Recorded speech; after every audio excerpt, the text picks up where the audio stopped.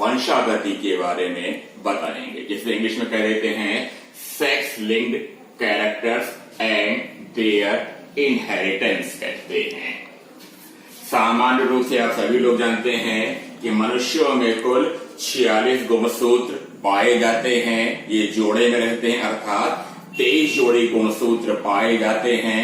इसके दो समूह है, 44 या 22 जोड़ी गुणसूत्र, जिसे दैहिक गुणसूत्र कहते हैं। इंग्लिश में से कह देते हैं ऑटोसोम्स। इसे ए के द्वारा व्यक्त करते हैं। 23वां जोड़ा जो है उसे कह देते हैं लिंग गुणसूत्र, सेक्स क्रोमोसोम या हेट्रोसोम। 23वां जोड़ा जो होता है अर्थात 45वां और 46वां गुणसूत्र, इसके भी दो प्रकार हैं। अगर फीमेल है तो इसे X और X के द्वारा व्यक्त करेंगे, और अगर मेल है तो इसे XY के द्वारा व्यक्त करते हैं। अब ध्यान दीजिएगा, ये क्या है, दैहिक गुणसूत्र हैं। तो दैहिक गुणसूत्रों पर दैहिक लक्षण पाए जाते हैं। अब प्रश्न उठता है कि दैहिक लक्षण क्या है, अर्थात ऐसे लक्षण जो जीवों के मृत्यु के साथ समाप्त हो जाते हैं, उसे कह देते हैं दैहिक लक्षण।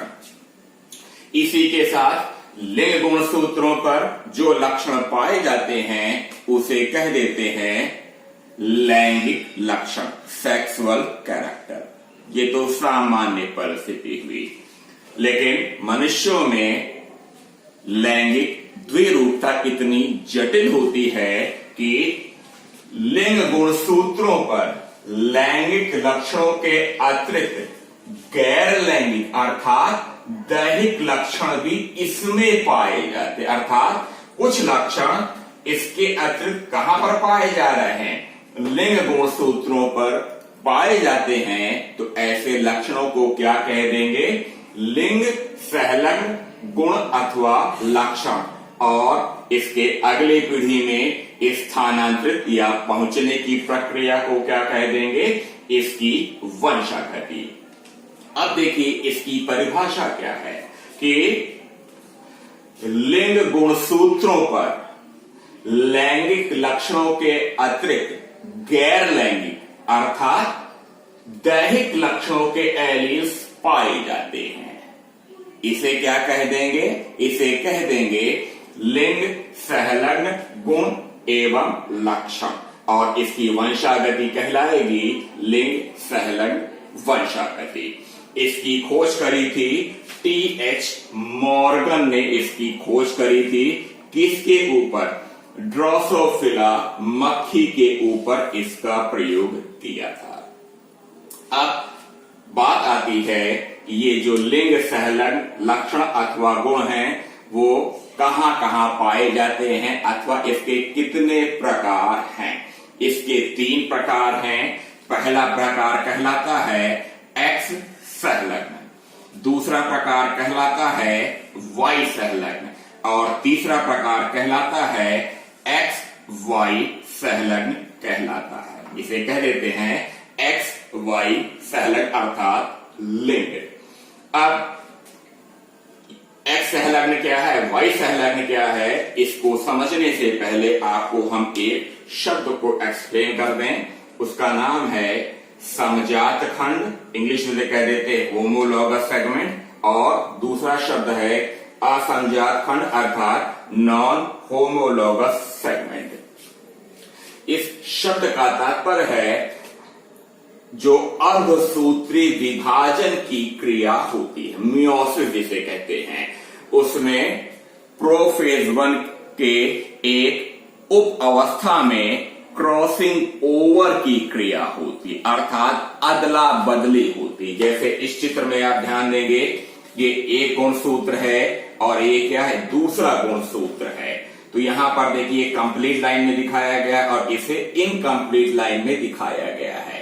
तो जितने भाग एक दूसरे के ऊपर ओवरलैप करते, जैसे यहां पर देखिए, यहां पर क्या है, ये एक गुणसूत्र हो गया, ये दूसरा गुणसूत्र हो गया, और यहां पर देखिए ये एक दूसरे को ओवरलैप कर रहे हैं, क्रॉस बना रहे हैं। तो इस स्थान को क्या कह देंगे, इस स्थान को कह देते हैं क्यास्माटा।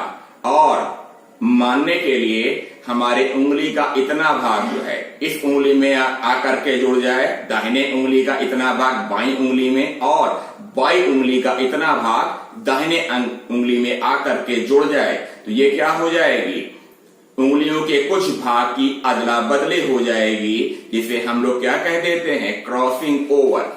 ठीक यही दशा यहां पर भी है।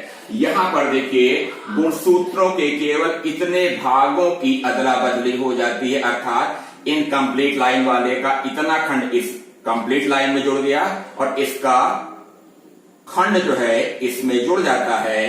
तो जितने भागों की क्रॉसिंग ओवर के दौरान अदला बदली होती है उसे क्या कह देते हैं, उसे कह देते हैं समजात खंड। इस चित्र में क्या है, इतना जो भाग है, केवल इतना भाग की अदला बदली हो रही है, यह समजात खंड कहलाएगा। और शेष भाग चाहे इसका हो चाहे इसका हो, उसे क्या कह देंगे, असमजात खंड, अर्थात नॉन होमोलॉगस सेगमेंट कहेंगे।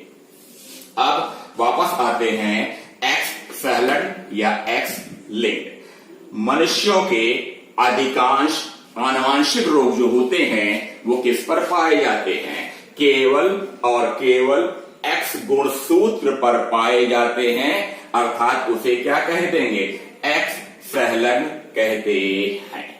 और इसका उदाहरण क्या है, कलर ब्लाइंडनेस, जिसे हिंदी में कह देते हैं वर्णांधता। वर्णांधता का मतलब क्या है कि ऐसे रोगी जो लाल और हरे रंग को नहीं पहचान पाते हैं, लाल और हरे रंग का भेद नहीं कर पाते, उसे क्या कह देते, उसे कह देते हैं कलर ब्लाइंडनेस। इंग्लिश में कह देंगे कलर ब्लाइंडनेस और हिंदी में कह देंगे वर्णांधता। इसी का दूसरा उदाहरण है हीमोफीलिया। हीमोफीलिया में क्या होता है कि साधारण परिस्थितियों में जब हम लोगों को चोट लग जाती है तो तुरंत रुधिर बहने लगता है और प्रायः 2 से 6 मिनट में रुधिर का थक्का जम जाता है, क्लॉटिंग हो जाती है। और जब रुधिर का थक्का बहुत देर से जमता है तो ऐसे रोगियों को क्या कह देते हैं, इसे कह देते हैं इंग्लिश में ब्लीडर्स डिजीज, या इसका बायोलॉजी में नाम क्या है, हीमोफीलिया है।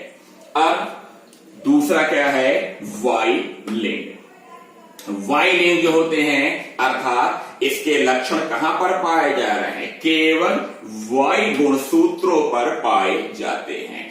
वाई गुणसूत्र केवल पुरुषों में पाया जाता है, स्त्रियों में नहीं पाया जाता, अर्थात इससे संबंधित जो रोग है उस रोग का नाम क्या है, हाइपरट्राइकोसिस ऑफ ईयर। शायद आपने कभी ध्यान दिया होगा, बहुत से पुरुषों के कान में जो है यहां पर क्या बड़े बड़े बाल होते हैं, ठीक है, स्त्रियों में कभी नहीं देखा होगा। क्यों? क्योंकि ये वाई लिंक्ड कैरेक्टर्स है और वाई लिंग जो है या वाई गुणसूत्र जो है वो केवल पुरुषों में पाया जाता है, अर्थात इस रोग का नाम क्या है, हाइपरट्राइकोसिस ऑफ ईयर।